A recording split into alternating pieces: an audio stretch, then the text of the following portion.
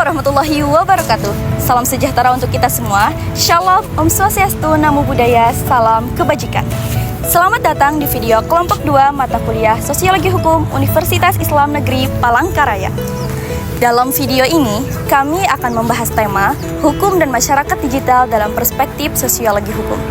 Menurut pandangan para tokoh sosiologi klasik dan modern, kami akan mencoba memahami fenomena penghakiman di media sosial yang sering terjadi di era digital saat ini.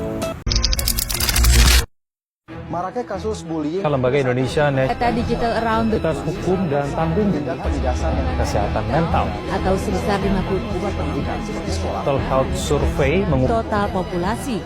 remaja yang memasuki masa transisi ke Di zaman digital, masyarakat memiliki ruang yang luas untuk berpendapat. Namun, seringkali opini publik menjadi bentuk penghakiman sosial di media. Misalnya, seperti kasus kejahatan yang sedang viral di media sosial. Masyarakat langsung menyerang akun pelaku sebelum ada hukum yang sah.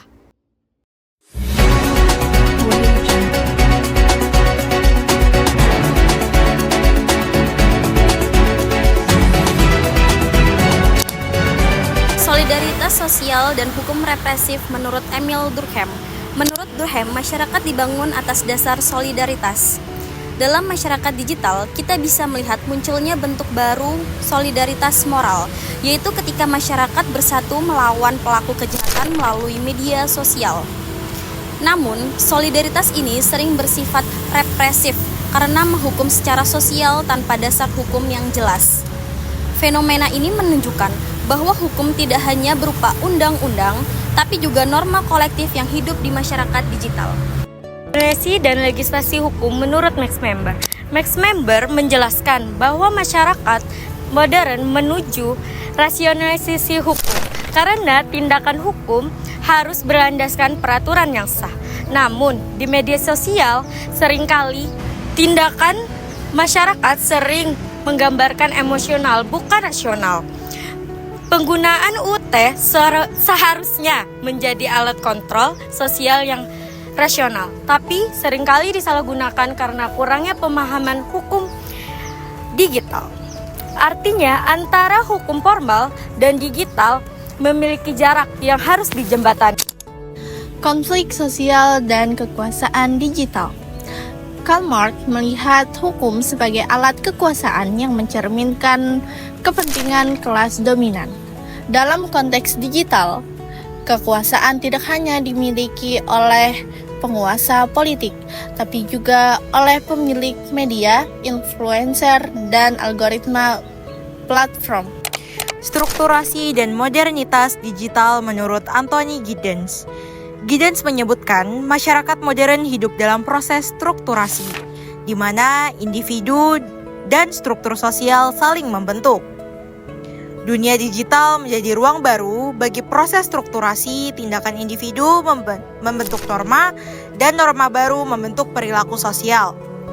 Ketika masyarakat ramai menghakimi pelaku di media sosial, mereka sebenarnya sedang menciptakan struktur moral baru meski tanpa dasar hukum. Ini menandakan bahwa hukum kini hidup dalam ruang yang lebih luas daripada sekadar pengadilan. Konstruksi sosial dan realitas hukum menurut Peter L. Berger. Peter L. Berger menjelaskan bahwa realitas hukum dikonstruksi oleh interaksi manusia. Dalam dunia digital, opini netizen bisa menciptakan realitas baru. Misalnya, seseorang dianggap bersalah hanya karena viral. Realitas itu dibentuk melalui postingan, komentar, atau persepsi kolektif, bukan melalui proses hukum formal. Maka, media sosial bukan hanya alat komunikasi, tapi juga alat pembentuk realitas hukum masyarakat.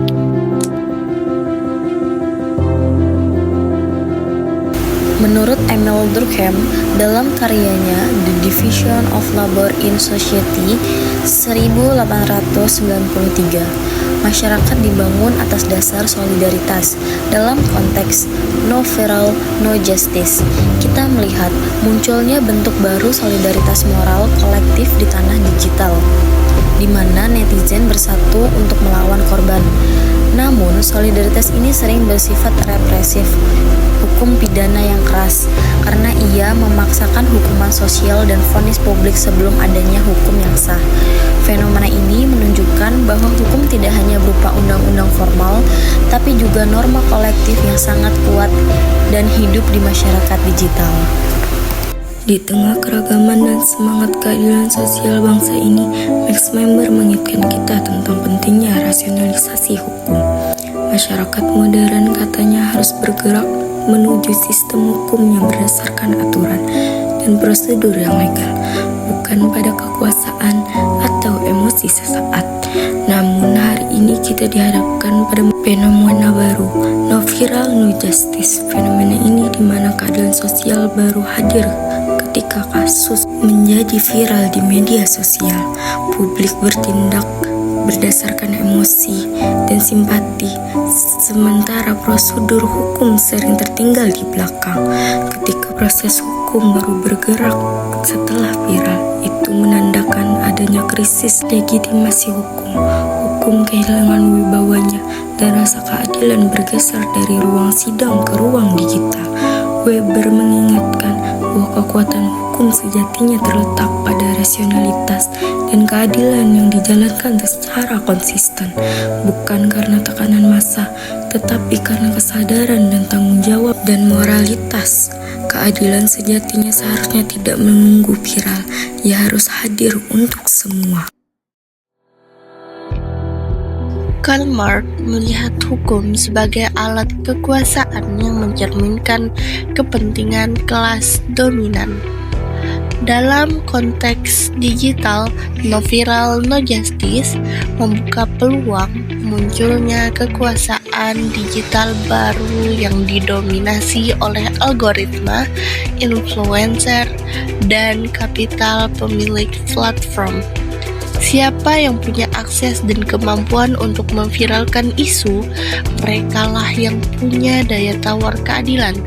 Keadilan menjadi komoditas yang hanya bisa dibeli dengan atensi publik, bukan sekedar kebenaran hukum. Akibatnya, keadilan di dunia maya seringkali berpihak pada yang memiliki pengaruh, bukan pada kebenaran hukum itu sendiri.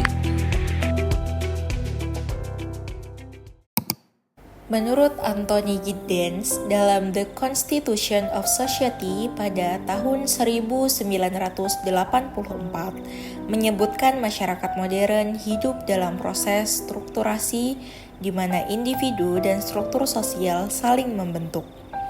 Dunia digital menjadi medium baru bagi proses strukturasi ini. Tindakan individu yang memviralkan kasus membentuk norma keadilan digital baru, dan norma ini kemudian membentuk ulang perilaku sosial. Fenomena no viral, no justice adalah bukti bahwa masyarakat sedang menciptakan struktur moral baru di luar pengadilan. Ini menandakan hukum kini hidup dalam ruang yang lebih luas, menuntut adaptasi segera dari institusi formal. Peter L. Berger bersama Thomas Luckmann menjelaskan dalam The Social Construction of Reality 1966 bahwa realitas sosial dikonstruksi melalui interaksi manusia. Dalam konteks no viral no justice, opini netizen dan virality menciptakan realitas hukum baru. Seseorang dianggap bersalah atau proses hukum dianggap mandek hanya karena narasi di media sosial. Realitas ini dikonstruksi melalui postingan, komentar, dan share kolektif yang mendominasi kesadaran publik, seringkali mendahului atau bahkan menolak realitas hukum formal yang berbasis bukti. Media sosial adalah pembentuk realitas hukum masyarakat.